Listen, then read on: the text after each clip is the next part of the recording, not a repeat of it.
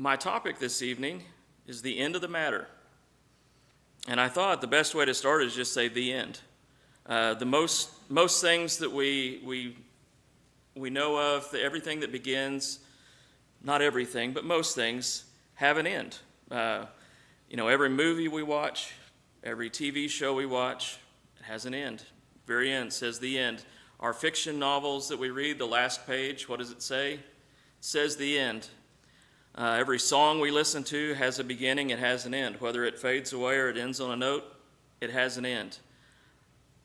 We begin our education, our school at pre-K or kindergarten, and then we make it through high school, an end. In our culture, we turn 18. That marks the end of adolescence, another end. And we have all kinds of sayings. And these, I thought of some of these, and I thought these are pretty funny. I'm sure that y'all might know of some more, but we say things like, all good things come to an end. We call it a day. We throw in the towel, turn the page, bite the dust, pull the plug, kick the bucket. We hang it up, or maybe we say it ran its course. And the end even has some different meanings from a different context. We have a dead-end road. You have, I think we've all heard the preacher example of when we talk about traditions, about the woman who they ask, well, why do you cut the ends off of your ham before you put it into the, well, you have the ends of a ham that you cut off. So we have all kinds of things, and we say the end. But sometimes it's a way of expressing a goal or a reason, a main point. We say something like, to what end? We say, to this end. Paul uses this in 2 Corinthians chapter 2 and verse 9. He says, for to this end I also wrote. And in 2 Thessalonians chapter 1 and verse 11, he says, to this end we also pray for you. And while they all have different meanings that are nuanced a little bit, depending on that context, the idea is always the same. Things are until they aren't. You know, you have the rear end of a car. It's the car until the end, and then it's not anymore. It's somebody else's car, or it's the air, or whatever. But things are until they aren't. In the beginning, God created the heavens and the earth, Genesis 1:1. That will come to an end in 2 Peter chapter 3, 10 and 11. For most of us on this earth, and I say that because there may be some of us remaining when Christ returns, we're all going to die and then face the judgment, an end. And for those people who are here when Christ returns, it's going to be an end in and of itself. But in Ecclesiastes, Solomon devotes a great deal of attention to the end. Ecclesiastes 3 and verse 2 says, a time to give birth and a time to die, the end of life. Again in verse 20, he says, we'll return to the dust, another end of life. In Ecclesiastes 7 verse 8, better is the end of a matter than the beginning. But our text this evening, ironically, comes at the chronological end of Ecclesiastes. And contextually here, the end is the point, the conclusion that was drawn. And it comes from Ecclesiastes 12, 13, and 14, which reads, this is the end of the matter, all have been heard. Fear God and keep his commandments, for this is the whole duty of man. For God will bring every work into judgment with every hidden thing, whether it be good or whether it be evil. But before we jump into our text, I want to take a little time to look at Solomon. What brought Solomon to this statement? Solomon in his life, you'll recognize the great fall with Solomon. And it's one big thing that I think we need to address in a moment. And it may seem like a side point, but we'll come back to it later. But whenever we get to it, you'll see the big picture and understand why I brought it up. When you look at Ecclesiastes as a whole, it's hard to read without recognizing the undertone of regret. He has a regret for a life wasted, a life that he wished would have been spent another way. I think most of us would look and say, we have some regrets. We have some things that we wish we wouldn't have wasted our time on. When I was in my 20s, I looked back at my teenage years and thought, what was I thinking? Why was I anxious about these things? Why did I care what these people thought? And then I get to my 20s or my 30s, and I was like, well, why am I anxious about this and that? And then I come to in my 40s, mid-40s, and I look at it and say, I'm making better decisions now, but, there's still some decisions I wish I would have made different. So I think we can all kind of understand from a standpoint as to why did Solomon write what he wrote? Why did he come to the end? And this is, most scholars think this Ecclesiastes was written at the end of his life. Why would we think he would come to this time and say, all vanity? Why would he be so reflective on those things? But while Ecclesiastes isn't specifically dealing with regret of sin, it is reflective of searching for meaning in things and happiness outside of God, which in and of itself can be sinful. Turn, if you will, to 1 Kings chapter 9.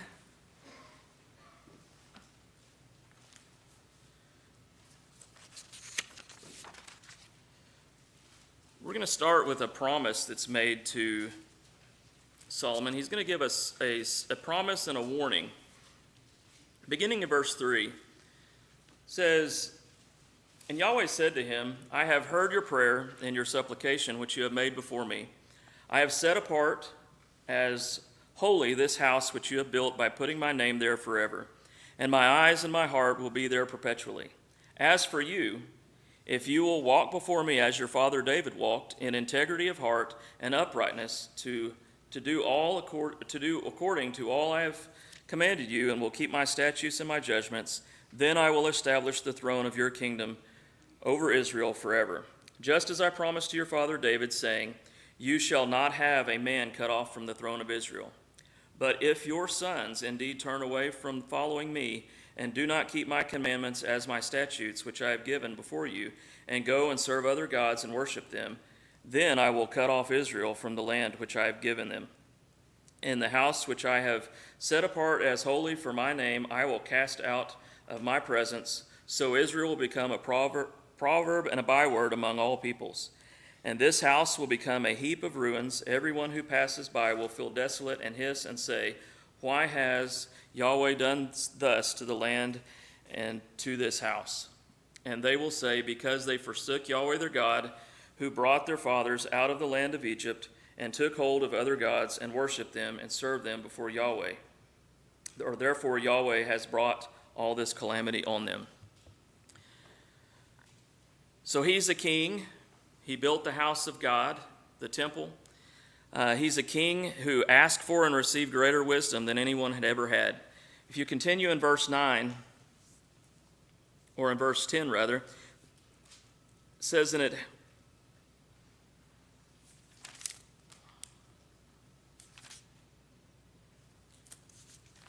I've got the wrong thing in here. Well,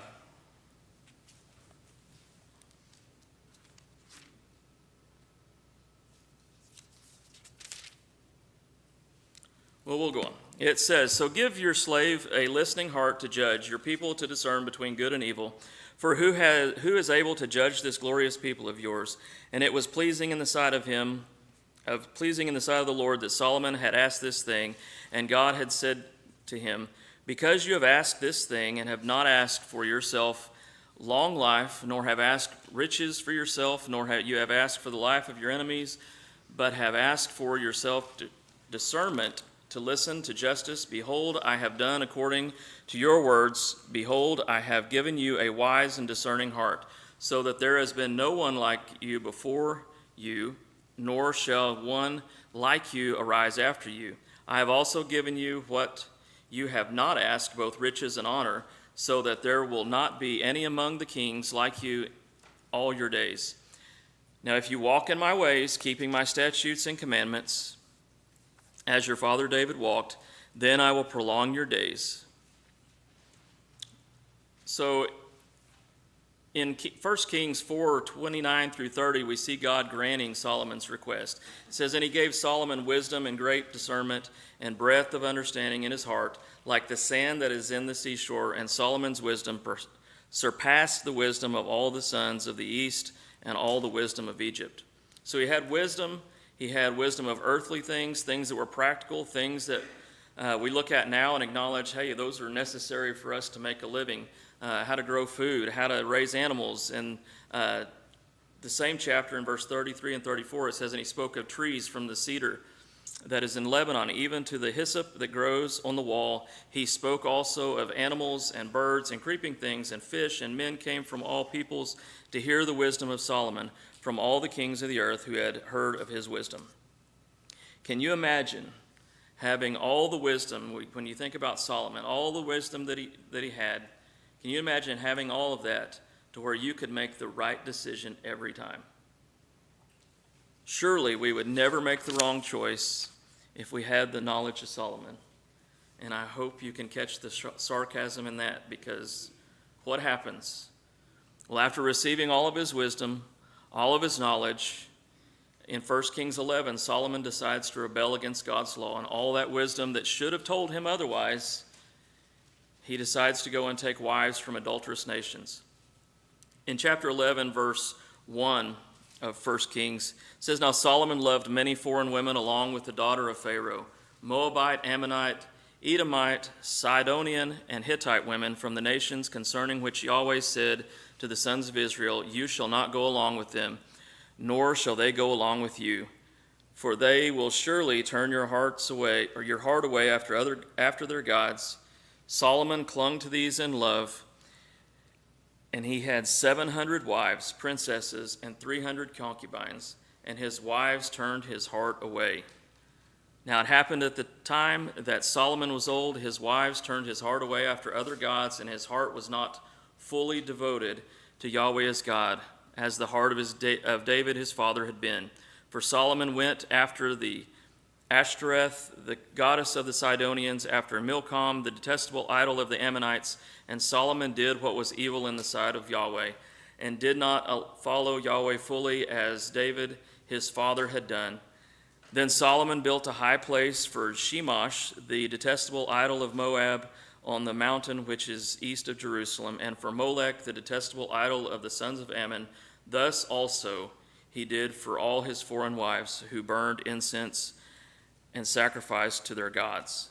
So in all of his wisdom, he ignored God's marriage commandments, and it cost him dearly. Later on in the history of Israel, in the time of Ezra, this was serious enough that they split their families up because of that same sin. And I know in this group, there's many of you, and a lot of us are affected by having a spouse who may not have been godly at the time. And there's many of you who've brought your spouse to Christ, and that's wonderful. That's a testament to the gospel and a testament to you as an individual. But unfortunately, you're the minority. You're the exception to the rule. We don't really worry about our spouses taking us off into idolatry like they did in the time of Israel. But we do have to acknowledge that there's an influence that our spouses and the people around us play in our lives. They can pull us away from having a passion from God that we should have. I know as parents, we pray, or we should pray, that our children find spouses and have friends that are godly people, that they're people they should associate with. We understand that bad company corrupts good morals, as it states in 1 Corinthians 15:33. Of Solomon, it was said in 1 Kings 11:4 that his wives turned his heart away after other gods. When we look at the importance of spiritual things in our lives, which is really the crescendo of Ecclesiastes in chapter 12, I think Solomon's choices here are something that we have to look at. Why did Solomon seek to find purpose in life in all the things that he would eventually call vanity? He had everything he could have asked for. He had wealth, he had power, he had wisdom. Everything that was given to him by God. And in the end, he simply reduces it to vanity. And I'm going to ask a lot of questions in this lesson, but do we allow the people in our lives to bring us closer to God or push us away? Are they enablers or do they sharpen us? As Proverbs 27:17 states, iron sharpens iron, so one man sharpens another. But for some of us, it's not a spouse. It's not a close friend. We've probably got good friends and close spouses that are good, godly people. But it could be a pursuit like a job, education, politics. I know there's a lot of people who love politics above all things. Maybe it's our preferences or our opinions. That's a hard one for a lot of us. The list goes on, but I'm going to put a pin right here, and we're going to come back to this later as we conclude. But not yet. But as we work through the text, I want to look, and you'll see that the broad point will be evident, and it should give us pause when we think about what it took to bring a God-fearing king to this point. Ecclesiastes 12:13 and 14, if you'll turn there. It's going to begin in a rather abrupt way. But we need to begin in verse 9 to start, and we'll follow our text down as we go. In verse 9, just as he does in chapter 1, he calls himself the preacher, and he'll speak of other writings and discourses, probably referring to the book of Proverbs. He was not simply wise for his own benefit. He was an educator of wisdom, and he was a writer. He shows his desire that the things that he writes are true and upright. He calls them delightful words, not because they're pleasing to hear, but because they're true to life. I know a lot of times we like to be around people who will be real, and they'll tell us the way things are. Sometimes we like that, sometimes we don't.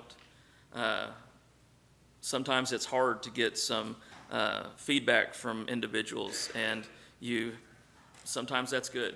But I can see a lot of this in Solomon's writing in Ecclesiastes. He says a lot of things, and they're not necessarily pleasant to hear, but they're things you need to hear. They're things that he's going to go on to say, they're words of wise men to the one shepherd. In verse 11, he calls them well-driven nails. In other words, they hit the nail on the head. That's how we like to say it. But moving on in verse 12, he makes a big warning, and I think we have to keep that in its context. It says, the making of many books is endless, and much devotion to books is wearing to the flesh. Now, I say that being somebody who I have a whole lot of books, a whole lot of Bible books. I have a lot of Bibles, as Marty was talking about it, my Bibles. But this isn't talking about spiritual learning. This isn't talking about, you're just learning too much about God here. You need to stop that. This is, when does learning for the sake of learning become a problem? When is it just chasing the idea of learning? You can think of a lot of degrees and things that people go and they spend a lot of money and take out loans to go to college to get degrees that they'll never use or will never really benefit anything. Those things happen, and those are just learning for the sake of learning. But when he comes to verse 13, he slams on the brakes. He'll come to a complete stop. We'll see 3 points that he's going to make in verses 13 and 14. But first, we see the past pursuits of Solomon, drawing a conclusion from all the previous writing in Ecclesiastes that has been done. So many of these are pursuits that a lot of us have been involved in at one time or another. Maybe they're not sinful, working hard, working outside, trying to do things for your family, certainly not sinful. But he brings all these things to an end, and he says, the end of the matter, all has been heard. What's the matter? What has been heard? Solomon has pursued it all: money, power, pleasure, knowledge. He has spent a lengthy time telling us the futility of all of it to bring us to this point. So he's drawing a conclusion, as some translations will say. I think the New King James says, this is the conclusion of the matter, all has been heard. But he's basically saying, here's the point. I've said all that to say this. Solomon lived it, therefore you don't have to waste your time. Whatever you thought you would find, it isn't these things. He calls them vain over and over. What was it, 18 times that he says the this is vain. Work is vain, knowledge is vain, pleasure is vain, power is vain, riches and possessions are vain, pride is vain. Some of these things, like I said, are not in and of themselves sinful, but in the grand scheme of things, they don't have any value in eternity. Do we ever look back at our past pursuits as vanity? I think most of us would. We'd go back and say, that was worthless. That was something I shouldn't have bothered with. Do we look back maybe wishing that we could go back and relive those moments over again? That can go both positive or negative. Can we go back and change something? Do we wish, hey, I wish I would have done it differently? Or, man, I sure love that sin I was involved in. I sure wish I could go back and relive those moments. That's a question to ponder, and I hope that we can look at those things and say, I'm going to move forward from that point and serve God. But we are going to move forward, and we're going to look at the present purpose of man, which is to fear God. So Jamie Bellah did a great job a few weeks ago talking about the fear of the Lord. So I'm not going to go deep into this, but like I normally do when I do lessons, I'm going to ask some questions for our own benefit. But fear most commonly is defined as reverence and awe in the Bible. We don't really use those two words outside of this context. I can't think of a time, maybe awe a little bit, but we don't usually use the word reverence outside of being in a church building usually. We usually say something like, it's amazement, respect and amazement, something like that. That's what we normally get at. But they don't quite hit the same like the term reverence and awe. But things we're in awe of and things that we revere are things that we take seriously. Patriotism.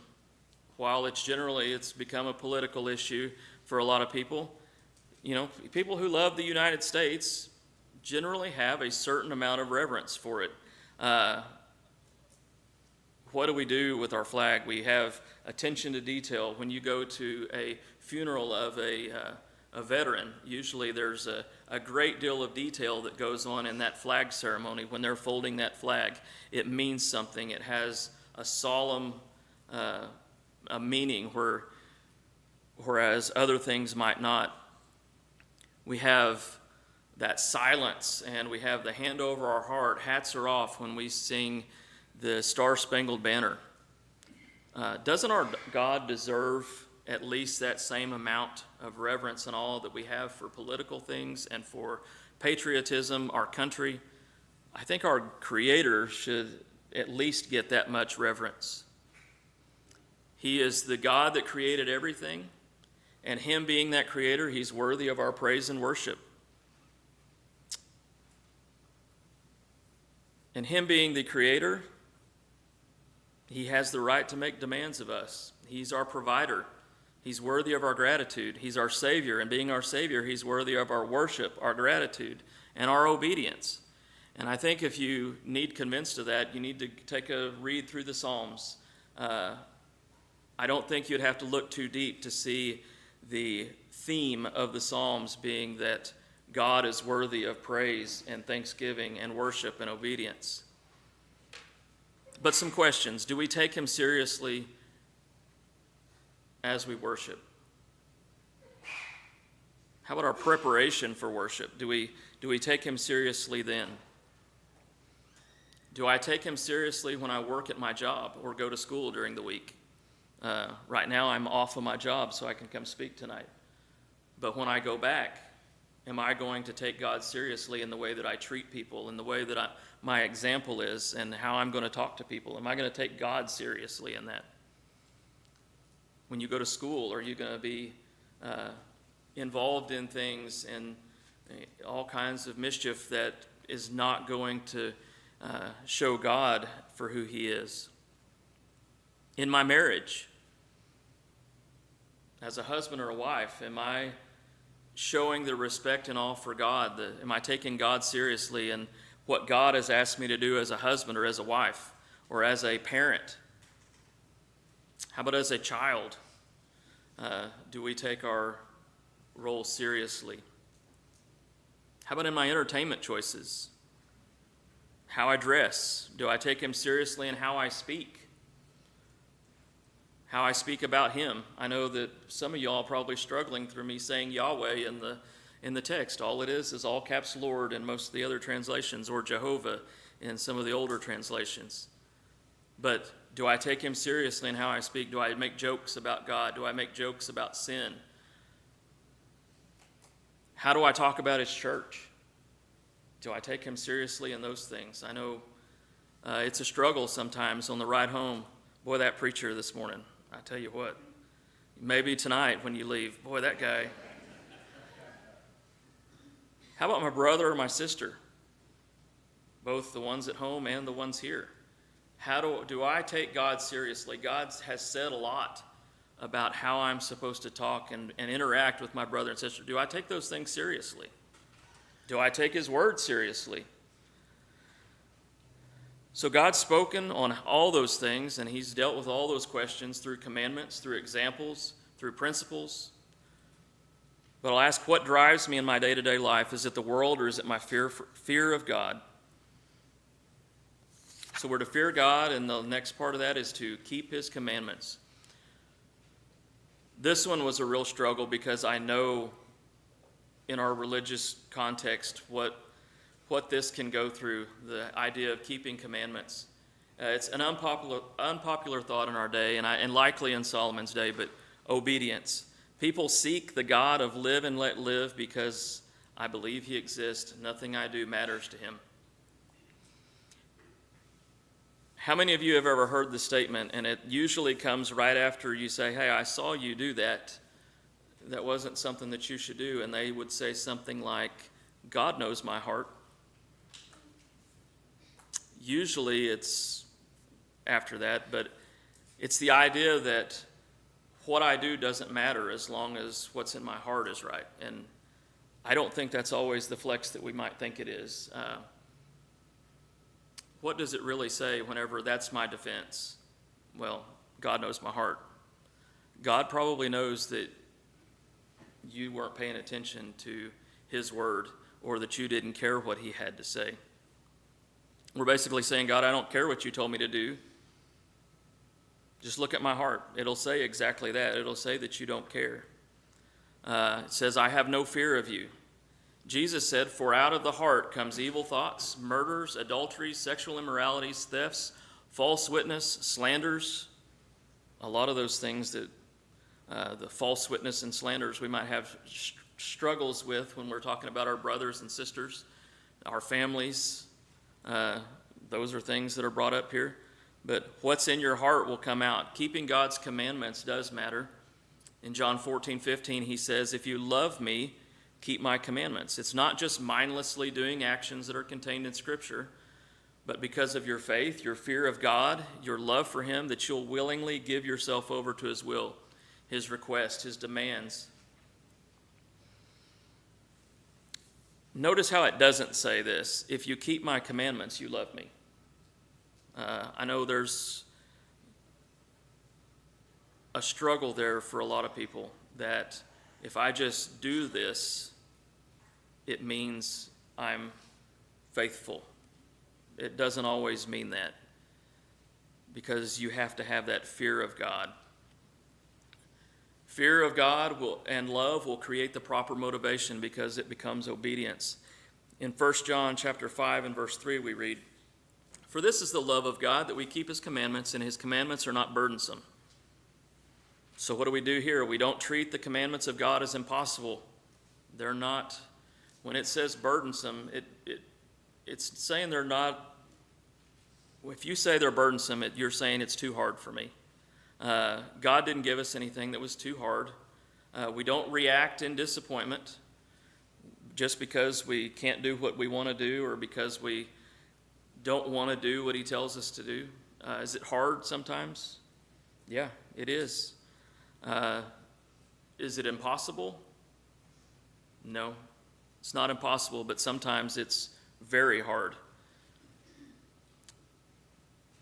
Additionally, I think we need to talk about whether, you hear this a lot when people say, you need to keep the commandments of God. Well, you're legalistic. We should never take a command from God saying, keep my commandments, we should never look at it and say that's legalistic. We shouldn't do that. If I'm expecting a result or a reward from God for simply doing things without faith, without love, without fear of God, then yes, we might be on the legalistic side. But doing what God says because of who he is and my love for him that's not legalism, that's obedience. And it's the expectation of all of us who confess Christ. Do we fail? Often. Do we sin? Yeah. But that's why we have the blood of Jesus, 1 John chapter 1 and verse 9. We're called to we're called to a high standard because we're to be the light of the world and not a stumbling block to the world. After all, we fear him because of who he is, and he has the right to require our obedience, not by just doing the things that he tells us to do,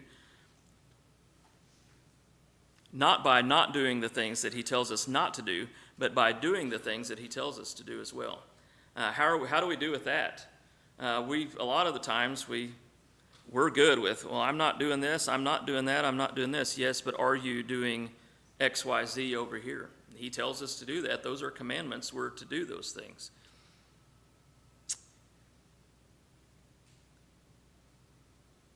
I would say if we made a list of the top 5 or 10 most neglected commandments in our lives, I think those things that we aren't doing that we should be would be right on top. How about love your enemies? How about sharing the truth? How about giving as we've been prospered? We can go on and on. I mean, we should never be doing the things that God tells us not to do, but he doesn't leave us hanging at any point. Just because I'm not doing the works of the flesh in Galatians chapter 5 doesn't mean that I'm pleasing to God if I don't replace them with the fruit of the Spirit. He never leaves us in a vacuum. He always gives us something to put in its place. And I think about this often, but wouldn't we have a whole lot less trouble in our lives if we would just do what God tells us to do and focus on those things, because those things aren't going to push us into the things that we shouldn't be doing, the things that he tells us not to do. And I got to rush here because we're getting behind. But he gives us a purpose. It's not simply not getting dirty, but serving him with reverence and awe. Sometimes we act like a horse sticking our neck through a fence to reach the grass on the other side, rather than just eating out in the field that he's given to us. The last part of our verse, in verse 13, it says, "For this is the whole duty of man." You're probably going to have a lot of variations in your English Bible, so I think Marty started to bring this up a little bit a few weeks ago, but many of you'll see italics here. Maybe it's just the word duty. That's the way it is in the King James, the American Standard Version. The ESV reads the same way, but it doesn't have italics to show you that the translators have inserted those words. But in other translations, like the New American Standard, it'll say, "For this applies to every man." The NIV has "the duty of all mankind." But when you take into account the general context here, how does Ecclesiastes come to an end? What are we talking about? I think rather than saying that everyone's just supposed to do this, the point is rather that this is man's purpose on the earth, is to fear God and keep his commandments. So I don't really think the italics really help us. So without the italics, if you just drop that word duty, it says this is the whole of man. In other words, this is man's essence, his purpose. It belongs to God. The New King James will render this verse, this is man's all, and I think it really grabs the meaning of the verse here. But at the end of the day of your life, you could say you had one job, and that was fear God and keep his commandments. Whatever you do in life, you fear God and you keep his commandments. Are you a parent? Fear God and keep his commandments. Child? Fear God and keep his commandments. Are you a boss? What are you going to do? Fear God and keep his commandments. Are you an employee? Fear God and keep his commandments. No matter where you are, what you do, how old you are, fear God and keep his commandments. That's what you're created for. This is more of a God-first mentality. In Matthew 6:33, seek ye first the kingdom and his righteousness, and all these things will be added to you. These things, the things that all of that wisdom was used for,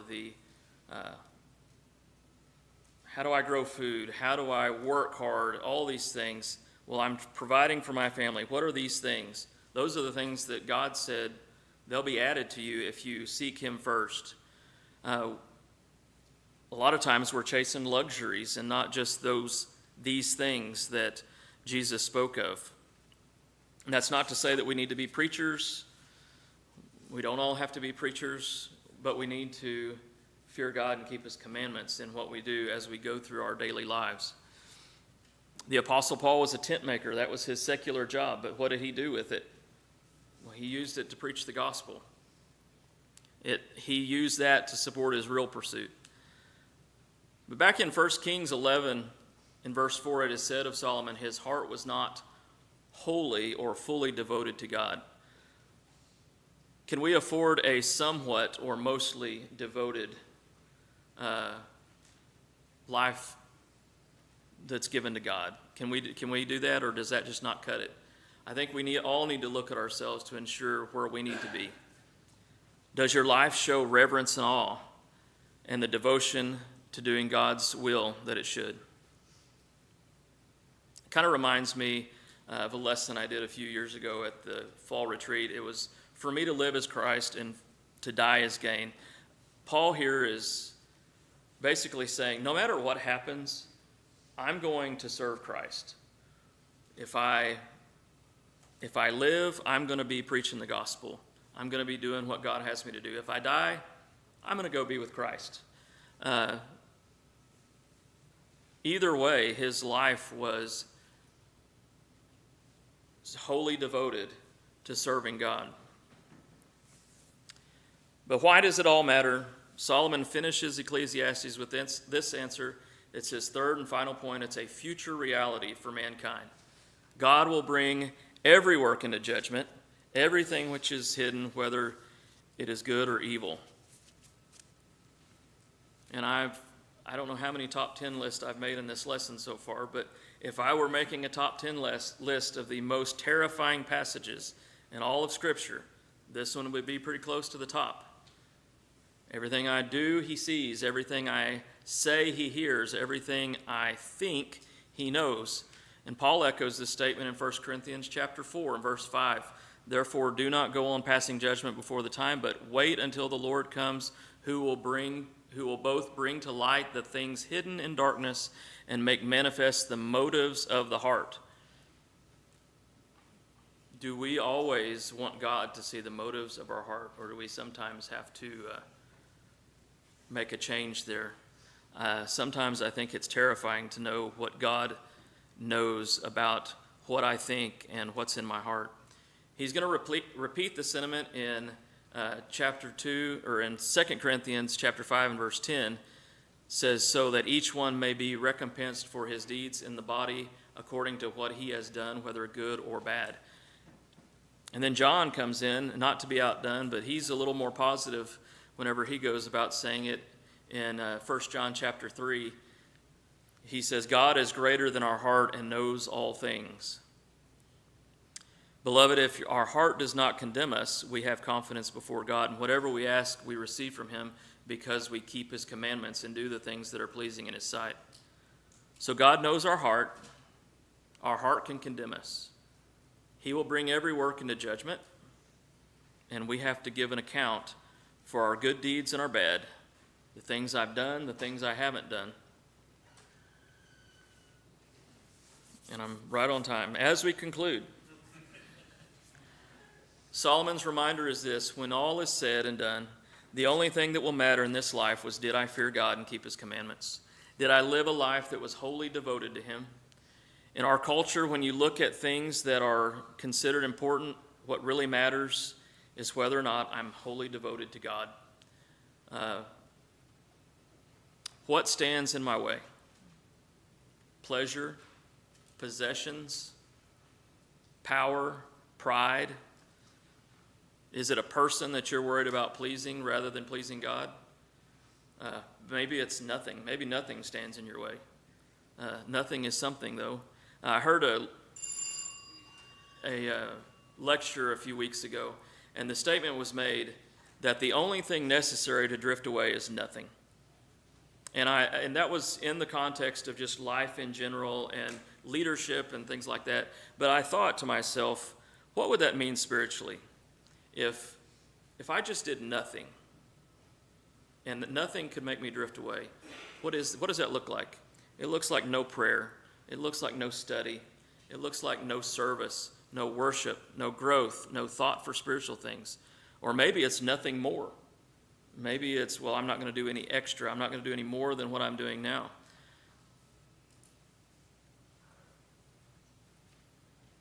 But if it isn't toward fearing God and keeping his commandments, what stands in your way? Unfortunately for Solomon, all of it stood in his way. He wasted his time and effort on vain things. He tried to please his wives rather than fearing God. He was punished for his actions. We know that in 1 Kings 11, verses 9 through 14, there's several. He gives all of these ones that were raised up to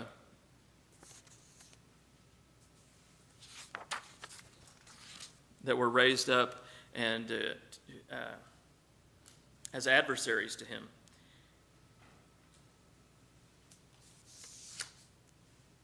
And in that, there's a lot of lessons to be learned. What could God raise up as an adversary for us in the end? But I want to end just with our main thought.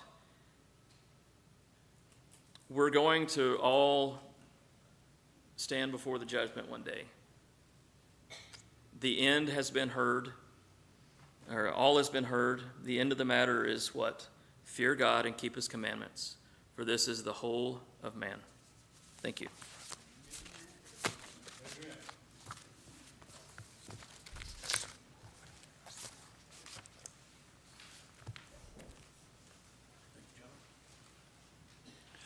Well, not bad for an introvert, don't you think? Besides, he wears cool shirts. What's that? I wish I had kept track how many questions we heard tonight that were thought-provoking and probing into our spiritual thought processes. I like the technique of using those questions. And one point that especially hit me hard was contrasting 1 Kings 11, where he was talking about Solomon, his heart was not wholly with the Lord. And then we read the end of Ecclesiastes where he says, that's all there is to us, is fearing God and keep his commandments. That's the whole of man, and yet Solomon missed it. Bless his heart, I guess we would say in Oklahoma, but may we not follow those footsteps, but rather the other ones that lead us to the Lord. Thank you, John. We appreciate it. May God bless us all for being here, and you are dismissed.